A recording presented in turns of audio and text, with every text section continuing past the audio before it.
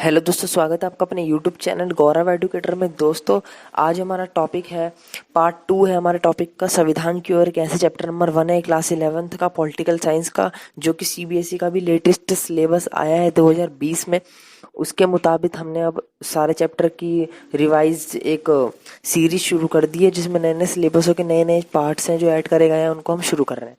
दोस्तों, first part में हमने संविधान की ओर कैसे का चैप्टर पूरा कंप्लीट कर दिया है। एंड सेकंड पार्ट में आज हम बताएंगे जो चैप्टर ऐड कर दिए गए हैं सीबीएसई ने। सीबीएसई ने क्या करा है, मैं आपको फर्स्ट पार्ट में पहले भी बताया था और अब भी दोबारा बता रहा हूँ।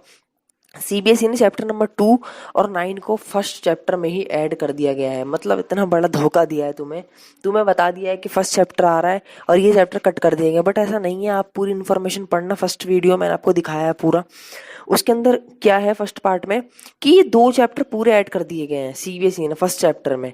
मैंने आपको फोटो भी दिखाई है वेबसाइट की पूरी फर्स्ट पार्ट में। तो दोस्तों, आज हम चर्चा करेंगे कि जो सीबीएसई ने 2 चैप्टर ऐड करे हैं, उनका चैप्टर नंबर 2 जो है भारतीय संविधान में अधिकार, उस चैप्टर के बारे में हम चर्चा करेंगे। और ये चैप्टर हमारा संविधान की ओर कैसे में ऐड कर दिया गया है, जो कि फर्स्ट चैप्टर के नाम से अब जाना जा रहा है। ओके दोस्तों, तो चलिए शुरू करते हैं। भारत संविधान में अधिकार, पहला हमारा प्रश्न, ये क्वेश्चन वो चैप्टर है। और हमारा प्रश्न बढ़ता है, अधिकार का महत्व का वर्णन करें। भारतीय संविधान में जो अधिकार है, उनका अधिकार का जो महत्व है, उनका वर्णन करें। दोस्तों, उनका वर्णन करना है तो कैसे करें। तो अधिकारों का मनुष्य के जीवन में अत्यधिक महत्व है। बिल्कुल सही बात है। फर्स्ट पार्ट में मैंने आपको पूरा बताया संविधान के बारे में, संविधान क्या चीज़ है, संविधान में क्या क्या है, वो आप जरूर देखना। अगर आप ये वीडियो देख रहे हो और आप वो नहीं देख पा रहे, तो आपको समझ में थोड़ा कम आएगा। अगर आप फर्स्ट वीडियो देख के इस वीडियो को विजिट करते हो तो आपका सब कुछ समझ में आएगा, मुझे ये उम्मीद है। ओके, अधिकार का मनुष्य के जीवन में अत्यधिक महत्व है। मनुष्य के व्यक्तित्व के विकास के लिए तथा समाज के प्रगति के लिए अधिकारों का होना अनिवार्य है। नागरिक जीवन में अधिकारों का महत्व निम्नलिखित है। यस, बिल्कुल सी बात है भाई। अगर तुम्हें अधिकार नहीं मिलेगी, तुम जियोगे कैसे। अंग्रेजों का शासन थोड़ी ना है जो कि आपको अधिकार नहीं देंगे, कुछ खाने का अधिकार नहीं देंगे, घूमने का अधिकार नहीं देंगे। तो अधिकार के बिना हमारा जीवन व्यर्थ है, इसमें ये बताया गया है। क्योंकि अधिकार है जब भी हम पढ़ पा रहे हैं, जब भी हम जॉब कर पा रहे हैं, जब भी हम घूम फिर पा रहे हैं। और दोस्तों, अगला इसका हमारा पॉइंट बनता है जो निम्नलिखित है, व्यक्ति के व्यक्तित्व का विकास। तो अधिकार व्यक्ति के व्यक्तित्व के विकास के लिए बहुत जरूरी है। जिस प्रकार एक पौधे के विकास के लिए धूप, पानी, मिट्टी, हवा की जरूरत होती है, उसी तरह व्यक्ति के व्यक्तित्व के विकास के लिए अधिकारों का आवश्यकता है।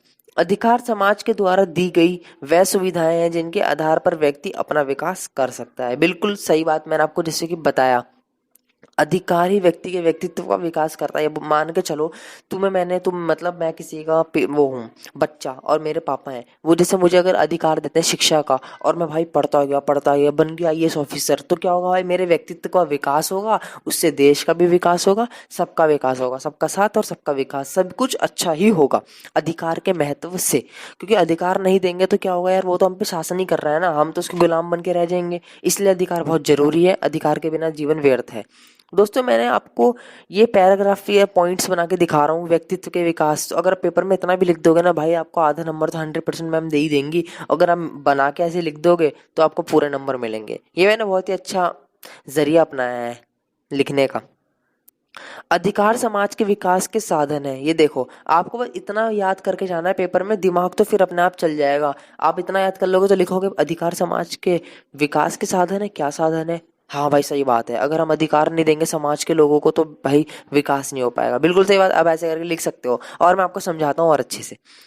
व्यक्ति समाज के अभिन्न अंग है। यदि अधिकारों की प्राप्ति से व्यक्ति के व्यक्तित्व के विकास संभव है, तो समाज के विकास भी अपने आप संभव है। इस तरह अधिकार समाज के विकास के साधन है। अब देखो, अगर अधिकार से व्यक्ति के व्यक्तित्व का विकास संभव है तो समाज का विकास भी संभव है। क्यों संभव है? मैंने आपको बताया ना कि मैं अगर आईएएस ऑफिसर बन गया तो क्या होगा, उससे समाज का भी विकास तो होगा। मैं अच्छी अच्छी नीतियां लाऊंगा भाई, ये करना है, इधर ये करना है। जैसे भाई अपने कुछ केजरीवाल मान के चलो, इस टाइम सरकार है तो वो क्या कर रही है दिल्ली में, वो ये देख रही है कि यहाँ पे स्ट्रीट लाइट्स नहीं है, यहाँ बस की सेवा कम है, तो वो सब कर रही है। और जैसे यूपी में कोई सरकार है तो वो भी ऐसी कर रही है। सब अपना अपना काम करते हैं। अगला पॉइंट हमारा, अधिकारों की व्यवस्था समाज की आधारशिला। अधिकार की व्यवस्था के बिना समाज का जीवित रहना संभव नहीं है, क्योंकि इसके बिना समाज में लड़ाई झगड़े, अशांति, अव्यवस्था फैली रहेगी। जैसे लड़के को पढ़ाई का अधिकार देना, लड़की को अधिकार ना देना, बिल्कुल सही बात है। अगर हम ये अधिकार एक दूसरे को नहीं देंगे, लड़की को नहीं देंगे, भाई लड़के को दे दिया तो क्या होगा, भाई लड़का उस पर वो जमाएगा, वर्चस्व। हाँ भाई मैं पढ़ा लिखा हूँ, तू गवार है ना। तो इनमें क्या होगी, लड़ाई झगड़ा ही पैदा होएगा और अव्यवस्था फैलेगी। पर आज ऐसा नहीं है। अगला पॉइंट हमारा बताया, अधिकार कल्याणकारी राज्य की स्थापना करते हैं। बिल्कुल सही बात है। प्रत्येक देश की सफलता और उसकी नागरिकों पर निर्भर करती है। प्रत्येक देश की भाई सफलता जो है उसके नागरिकों पर तो निर्भर करेगी। जिस देश या राज्य के नागरिक अधिकारों के प्रति जागरूक नहीं होंगे और अपने कर्तव्यों का सही तरीके से पालन नहीं करते, तो उस राज्य की योजना असफल होगी। बिल्कुल सही बात है। जैसे कि मान के चल लो भाई, हर दे मतलब बंदा है जो देश का, अगर उसकी सफलता है तो देश की भी सफलता है। क्यों? जैसे मान के चलो मैंने एक मिसाइल लॉन्च कर दी, तो क्या देश की सफलता ही तो है भाई साहब। इस बंदे ने मिसाइल लॉन्च करी है, इंडिया में ये मिसाइल लॉन्च हो गई, तो भाई क्या क्या बात है। मैं आपको बहुत ही सिंपल सिंपल उदाहरण देकर समझा रहा हूँ, आपको याद हो जाए। और दोस्तों कुछ एक्स्ट्रा पॉइंट्स है जो मैंने लिखे हैं, जो आपके लिए बहुत जरूरी है एक्स्ट्रा मार्क्स गेन करने के लिए। अधिकार का एक महत्व यह है कि लोकतांत्रिक समाज की स्थापना में सहायक है। लोकतांत्रिक मतलब लोगों द्वारा चुना गया शासन। अधिकार समाज में कानून के शासन की स्थापना में सहायक होता है। अधिकार समाज के अल्पसंख्यकों के हित की रक्षा करता है। अल्पसंख्यक मतलब यार जो जिनकी संख्या कम है अपने देश में, अल्पसंख्यक वो होते हैं, उनकी अधिकारों की बिल्कुल ये रक्षा करता है अधिकार। और दोस्तों अगला हमारा वेरी इंपॉर्टेंट टॉपिक है, जो कि भाई 10 से 15 नंबर में हमेशा पेपर में पूछा जाता है, मौलिक अधिकार। और इसके दो क्वेश्चन बनते हैं पूछे जाने के जरिए से। हमारे संविधान में निहित मौलिक अधिकारों पर एक संप्रेक्ष लेख लिखिए। अगला प्रश्न बनता है, भारत के संविधान में लिखित मौलिक अधिकारों का वर्णन कीजिए। लिखित मौलिक अधिकारों का वर्णन कीजिए। अब देखते हैं क्या है मौलिक अधिकार। सबसे पहला हमारा पॉइंट बनता है, हमारे देश में कितने मौलिक अधिकार हैं? हमारे देश में 6 मौलिक अधिकार है संविधान में। मतलब पहले 7 थे, लेकिन उसमें से एक काट दिया गया है। अब हमारे पास है संविधान में 6 मौलिक अधिकार। मौलिक अधिकार उन आधारभूत आवश्यकता तथा महत्वपूर्ण अधिकारों को कहते हैं जिनके बिना देश के नागरिकों का जीवन विकास संभव नहीं है। बिल्कुल सही बात। अब क्यों संभव नहीं है, आप इन टॉपिकों को सुनो और आप समझ जाओगे क्यों संभव नहीं है। पहला, समानता का अधिकार, स्वतंत्रता का अधिकार, शोषण के विरुद्ध अधिकार, धर्मों की स्वतंत्रता का अधिकार, संस्कृति शिक्षा संबंधी अधिकार, संवैधानिक उपायों का अधिकार, संपत्ति का अधिकार। लेकिन ये अब काट दिया गया है, 44 संविधान संशोधन द्वारा इसको हटा दिया गया है। ओके, तो हमारे पास इस टाइम 6 मौलिक अधिकार है और इसके बिना व्यक्ति के विकास संभव ही नहीं है। क्यों नहीं है, आप देख लो। अगर आप पे समानता नहीं होगी, आपके साथ भेदभाव होगा, स्वतंत्रता नहीं होगी, आप कहीं जा नहीं सकते, कुछ कर नहीं सकते, शोषण करेंगे लोग आपका, तो आप तब भी कुछ नहीं कर सकते। धर्म और धार्मिक स्वतंत्रता नहीं होगी, तो नीच जात जिनकी थोड़ी कम जात होती है उनको भाई जाति के आधार पर मंदिर नहीं जाने देंगे, ये नहीं करने देंगे, वो नहीं करने देंगे। संस्कृति शिक्षा संबंधी अधिकार नहीं होगा तो लड़कियों के साथ भेदभाव होगा। संवैधानिक उपायों का अधिकार नहीं होगा तो और भेदभाव होगा। और दोस्तों अब इन पॉइंटों को हम अच्छे से समझ लेते हैं कुछ।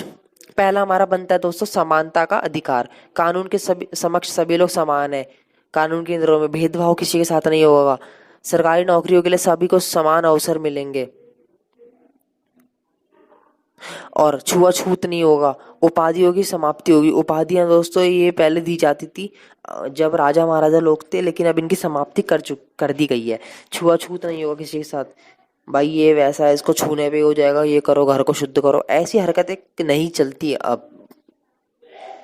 स्वतंत्रता का अधिकार अगला पॉइंट बनता है। भाषण तथा विचार प्रकट करने की स्वतंत्रता। कहीं पे बोल सकते हो कुछ भी, पर ये नहीं कुछ गलत बोल दो, कुछ भड़काने वाली बातें नहीं। सिर्फ अपने भाषण तुम प्रकट कर सकते हो। किसी को जैसे कुछ वो है मीटिंग, तो उसमें आप बोल सकते हो कि हाँ हमें बोलने का अधिकार है, आप उसमें हैंड्स अप करके अपनी बात को प्रकट कर सकते हो।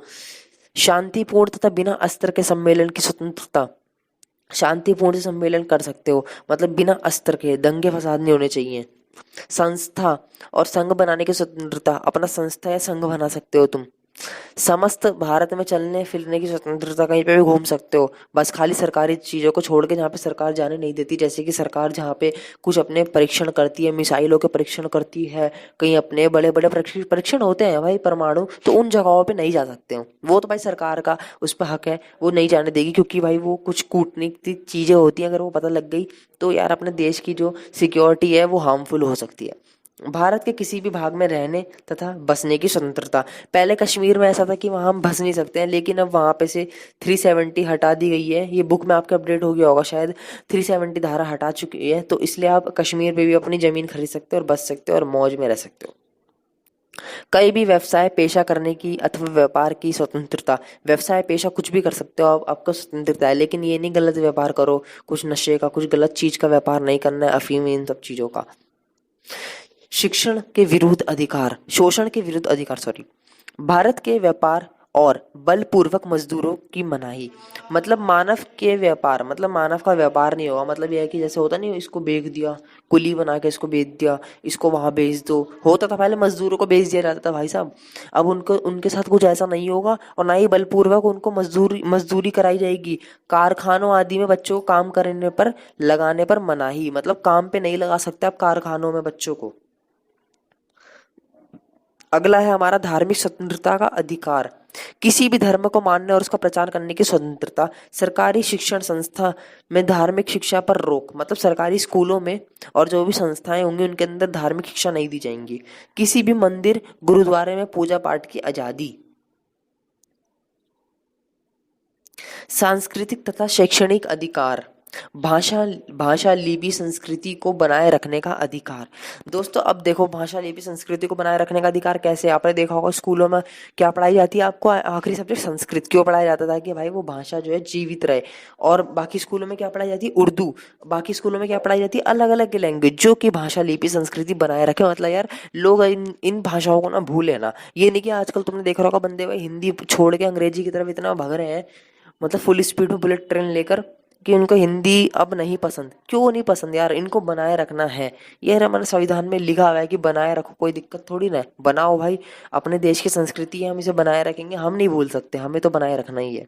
तो आजकल बहुत लोग ऐसे हैं वो पीएचडी भी संस्कृत से करते हैं। अनुच्छेद 29 के अनुसार भारत में किसी भी क्षेत्र में रहने वाले नागरिक को किसी भी वर्ग या उससे किसी भी भाग भाग को जिसकी अपनी भाषा लिपि अथवा संस्कृति हो, उसे यह अधिकार है कि वह उनकी रक्षा करे। सही बात है भाई, जिसकी अपनी भाषा लिपि है, अनुच्छेद 29 में कहा गया है कि वह अपने उसकी चीज के अधिकार की रक्षा कर सकता है बिना डरे।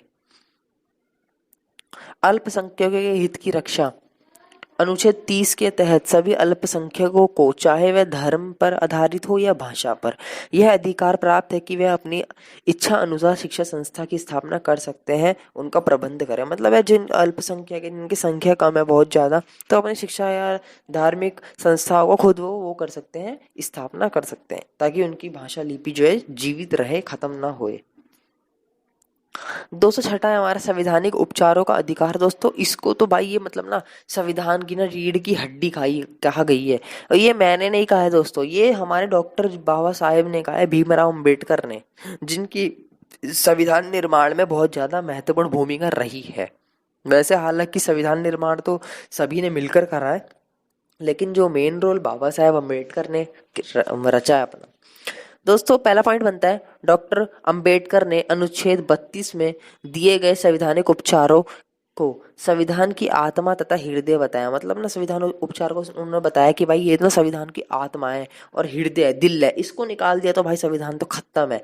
अनुच्छेद 32 के संबंध में यह कहा था, यदि कोई यह पूछे, इन्होंने कहा था कि यदि कोई यह पूछे कि संविधान का कौन सा महत्वपूर्ण अनुच्छेद है जिसमें बिना संविधान प्रभाव शून्य हो जाएगा, तो मैं इस अनुच्छेद की अतिरिक्त किसी और अनुच्छेद की ओर संकेत नहीं कर सकता। यह संविधान की आत्मा है, यह संविधान का हृदय। मतलब बाबा साहब ने यह कहा था कि भाई अगर मेरे से कोई पूछ लेता है ना, कोई भी बंदा ये पूछ ले कि भाई संविधान में कौन सा अनुच्छेद सबसे बढ़िया है, तो उन्होंने कहा 32 अनुच्छेद जो है सबसे बढ़िया अनुच्छेद है, मैं इसके सिवाय किसी अनुच्छेद पर नजर गड़ाऊंगा ही नहीं, क्योंकि इसके बिना हमारा संविधान अधूरा है। ये आपके एक एक नंबर में क्वेश्चन पूछ ले जाते हैं, इनको याद रखिएगा, कॉपी में नोट करती रहेगा। इसके अतिरिक्त प्रत्येक नागरिकों को यह अधिकार प्राप्त है कि वह अपने कि वह अपने मौलिक अधिकारों के उल्लंघन की स्थिति में सीधे उच्च न्यायालय या सर्वोच्च न्यायालय जा सकता है। मतलब संविधान उपचारों के अधिकार में यह कहा गया है ना कि मतलब अगर भाई किसी के मौलिक अधिकारों का उल्लंघन हो रहा है, जैसे कि समानता का अधिकार, आपको समानता नहीं दी जा रही है, स्वतंत्रता का अधिकार नहीं दिया जा रहा, आपको घूमने फिरने से मना करा जा रहा, तो क्या आप सीधे भाई न्यायालय जा सकते हो, मैटर अपना बता सकते हो वहाँ पे, और सुप्रीम कोर्ट या हाई कोर्ट का दरवाजा जो है खटखटा सकते हो बिना डरे, बिना कुछ हिचके। यह अपने संविधान में साफ साफ कहा गया है। सर्वोच्च न्यायालय मौलिक अधिकारों को लागू करने के लिए निम्नलिखित आदेश जारी कर सकता है। देखो अब जानते हैं क्या आदेश जारी कर सकता है। बंदी प्रत्यक्षीकरण, इसके अतिरिक्त न्यायालय किसी गिरफ्तार व्यक्ति को न्यायालय के समक्ष प्रस्तुत करने का आदेश देती है। अगर गिरफ्तार का तरीका गलत या गैर कानूनी है तो न्यायालय गिरफ्तार व्यक्ति को तुरंत छुड़ाने का आदेश देती है। परमादेश, इन आदेशों को तब जारी किया जाता है जब न्यायालय को लगता है कि कोई व्यक्ति अपने कानूनी कानूनी एवं संवैधानिक दायित्वों का पालन नहीं कर रहा है और इसी कारण किसी व्यक्ति के मौलिक अधिकारों का उल्लंघन हो रहा है। मतलब भाई मान के चल लो आपका मौलिक अधिकार है समानता का अधिकार या स्वतंत्रता का अधिकार, ठीक है, और किसी बंदे ने भाई मतलब एक हफ्ते से भाई आपका रोड है, मेन हाईवे जाम कर रखा है कि गांव का रास्ता वहां से जाने आने का, तो क्या हो रहा है, आपका उल्लंघन हो रहा है। बिल्कुल भाई आपकी स्वतंत्रता छिन रही है कि हमें यहाँ से जाना है, हम रोज वहां से जा रहे हैं, आधे घंटा दूर, आधे घंटा हम लेट ऑफिस जा रहे हैं, तो क्या है, आप बोल सकते हो न्यायालय में कि भाई ये ऐसे ऐसे हमारा सीन है, यहाँ से एक बंदे ने कुछ बंद कर रखा है, रोज डीजे बजाता है, यहाँ पर रोज पार्टियां होती है, ऐसा कुछ कह सकते हो आप, जो आपका ये मैटर है। तो क्या होगा इससे, न्यायालय जो होगा मौलिक अधिकारों के इस मैटर को देखते हुए संवैधानिक दायित्वों का पालन नहीं कर रहा है वो बंदा, तो उसको बताएगा कि भाई ये है, परमादेश जारी कर देगा उसके ऊपर, और जिससे कि आपको अपनी स्वतंत्रता का हनन नहीं होने दिया जाएगा।